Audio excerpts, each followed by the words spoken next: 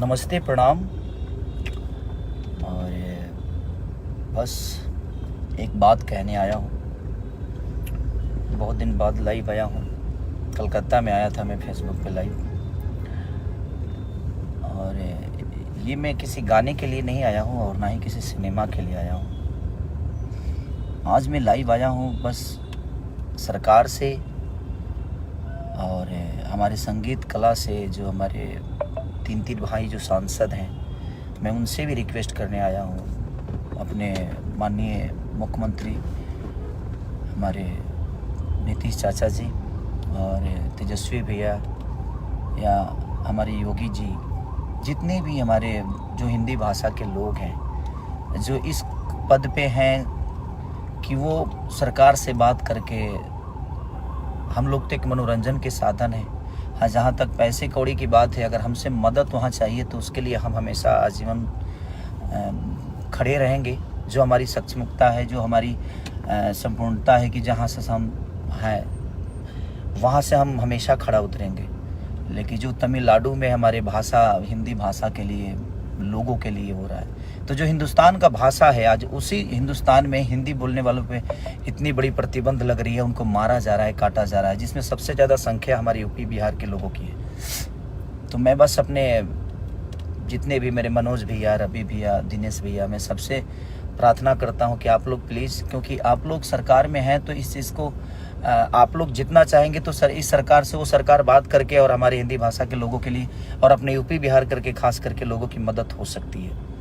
हमारे नीतीश चाचा माननीय मुख्यमंत्री हैं, आप और तेजस्वी भैया उप मुख्यमंत्री हैं, आप सबसे मैं रिक्वेस्ट करना चाहता हूं कि प्लीज़ आप लोग चाहेंगे तो कम से कम ये जंग जो है बंद हो जाएगी।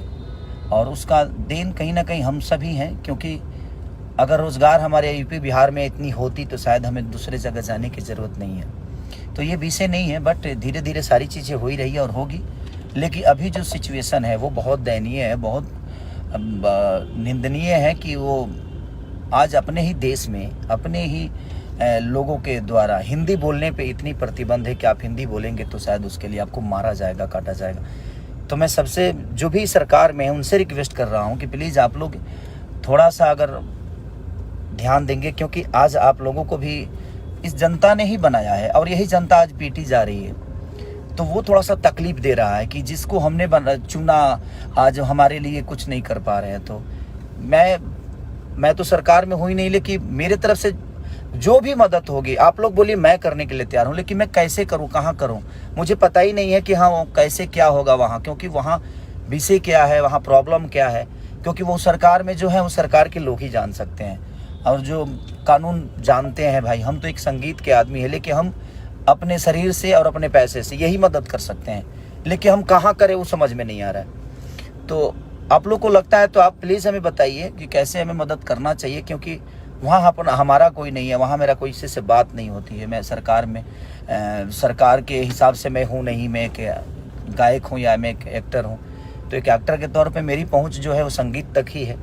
और हाँ, बिहार में चीज़ें होती, यूपी में होती तो मैं समझ सकता था कि वहाँ पे मेरे अपने लोग हैं और वहाँ मैं अपनी चीज़ों को पहुँचा सकता था, लोगों का हेल्प कर सकता था। इनकेस की दिल्ली तक, दिल्ली, कलकत्ता, यहाँ भी लोग हमारे अपने हैं, मुंबई हैं, तो जहाँ पे हैं वहाँ पे हम सक्षम हैं, जो वहाँ पे किसी की मदद मुझे नहीं लेनी पड़ेगी। लेकिन जहाँ पे मेरे लोग नहीं हैं, जहाँ पे हम कभी गए नहीं, तो तमिलनाडु में जो भी चीज़ें हो रही है, मैं सरकार से रिक्वेस्ट कर रहा हूँ, अपने बिहार सरकार से, यूपी के सरकार से, कि प्लीज़ आप लोग थोड़ा सा आगे आकर अब उन भाइयों का रक्षा प्लीज़ आप सब करिए। और हमसे भी जो हो सकता है आप हमें गाइड करिए, हम करने के लिए तैयार हैं, क्योंकि जिन्होंने हमें भी बनाया और आप सबको भी बनाया, ये सरकार अगर बनी है, चाहे यूपी की सरकार हो या बिहार की हो, ये कहीं ना कहीं हमारी जनता के बदौलत बनी है। उन्होंने आप सबको चुना और आज वही पीटे जा रहे हैं और अपने ही देश में पीटे जा रहे हैं। तो इस पे मुझे लगता है कि ये संगीत से और एक इंसानियत से बढ़ की चीज़ें है कि हमें लगता है कि एक इंसान होने के नाते हम सबको आगे आकर और इस मुद्दे पे बात करनी चाहिए और जो भी प्रॉब्लम में है उनका हेल्प करना चाहिए।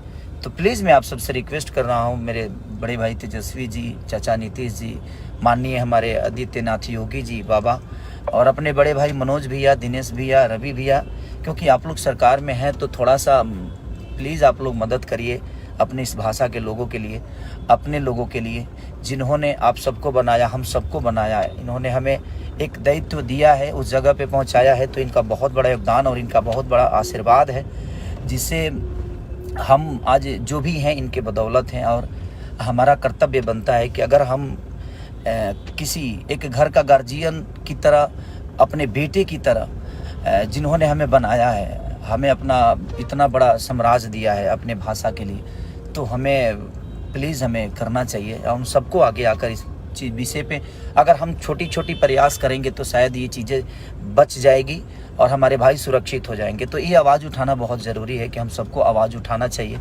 और जितना मदद हो सके हम सब एक दूसरे से मिल के करना चाहिए। हाँ, जहाँ संपर्क आपका है वहाँ आप हमें बोलिए, हम आते हैं। जहाँ संपर्क मेरा होगा वहाँ पे मैं खड़ा हूँगा और आपको बुलाऊंगा कि भैया हाँ, यहाँ मदद हो सकती है, यहाँ पे हमारे से अपने लोग हैं। तो मेरा ऐसा कुछ है ही नहीं वहाँ पे। तो मैं प्लीज़ जिसका भी संबंध है प्लीज़ आप लोग बताइए ताकि हम मदद कर सकें। हमसे जितना हो सकता है मैं कोशिश करूँगा। और मैं अपने सारे भाइयों से कहना चाहता हूँ जो इस कद पे हैं, पद पे हैं, जो इस चीज़ को समझ सकते हैं और जो वहाँ तक अपनी बातें पहुँचा सकते हैं, वो डायरेक्ट सरकार से बात कर सकते हैं, क्योंकि उनकी वो क्षमता है। हमारी क्षमता तो वो नहीं है कि मैं सरकार से डायरेक्ट बात करूँ। और हाँ, जहाँ मेरी है क्षमता, मैं अभी अपने बड़े भाई मंत्री माननीय जितेंद्र भैया को भी मैंने कॉल किया था कि भैया आप लोग प्लीज़ इस पे, और वो बहुत सक्रिय है, बोल रहे हैं कि हाँ भाई हम लोग आगे कर रहे हैं, चल रहे हैं। तो मेरा संबंध जिससे है मैं कोशिश कर रहा हूँ कि उनसे अपनी बातें कर रहा हूँ। तो प्लीज़ आप लोग भी जहाँ भी हैं, जैसे भी हैं, जितना भी हैं, तो ये जो हो रहा है वो ठीक नहीं हो रहा है। तो प्लीज़ आप लोग थोड़ा सा कोशिश करिए कि ये चीज़ें दोबारा ना हो। और अपने देश में रह के भी अगर अपने भाषा के बोलने पे प्रॉब्लम है तो फिर उसके लिए मैं क्या बोलूँ, कैसे बोलूँ, राजनीति मुद्दा है क्या है नहीं पता मुझे, लेकिन मानसिकता कितनी घटिया है जो अपने राज्य में भी, अपने देश में भी हम अपनी चीज़ों को नहीं बोल सकते। अब हम बिहार में रह के भोजपुरी नहीं बोलेंगे तो क्या बोलेंगे भाई, हमारा राज्य है वो। और हम इंडिया में रह के हिंदी नहीं बोलेंगे तो हम क्या बोलेंगे। अब अंग्रेजी तो बोल नहीं सकते हम, क्योंकि हमारा राष्ट्रभाषा है। तो राष्ट्रभाषा बोलने पर भी प्रतिबंध है, तो ये तो समझ नहीं पा रहा हूँ मैं। बट अब क्या है मुद्दा नहीं पता मुझे, ये मुद्दा क्यों उठा है, बट मुझे दुख हो रहा है। मैं दो दिन से देख रहा हूँ ये मुद्दा को कि हो सकता है सुलझ जाए, लेकिन मुझे लगा कि नहीं, मुझे बोलना ज़रूर चाहिए, ताकि हम सब मिलकर बोलेंगे, हम सब मिलकर कहेंगे तो शायद ये बातें लोगों तक पहुँचे और बड़ी लोगों तक पहुँचे, और पहुँचेगी तो शायद इस पर जल्दी एक्शन होगा। तो प्लीज़ मैं सबसे रिक्वेस्ट करना चाहता हूँ, जो भी हमारे मुख्यमंत्री हैं बिहार के, यूपी के, सबको मैं बोलना चाहता हूँ कि प्लीज़ आप लोग ज़रूर इस पर, ये सीरियस है और ये सीरियस है और ये बहुत ज़रूरी है कि जब हमारे लोग ही नहीं रहेंगे तो हम कहाँ रहेंगे। तो पहले उनको बचाना बहुत ज़रूरी है। थैंक यू सो मच कि आप, और जो भी है आप प्लीज़ शेयर करिए ताकि ये चीज़ें बाकी लोगों तक पहुँचे, और पहुँचे तो शायद इस पे एक्शन बहुत जल्दी लें। Thank you so much.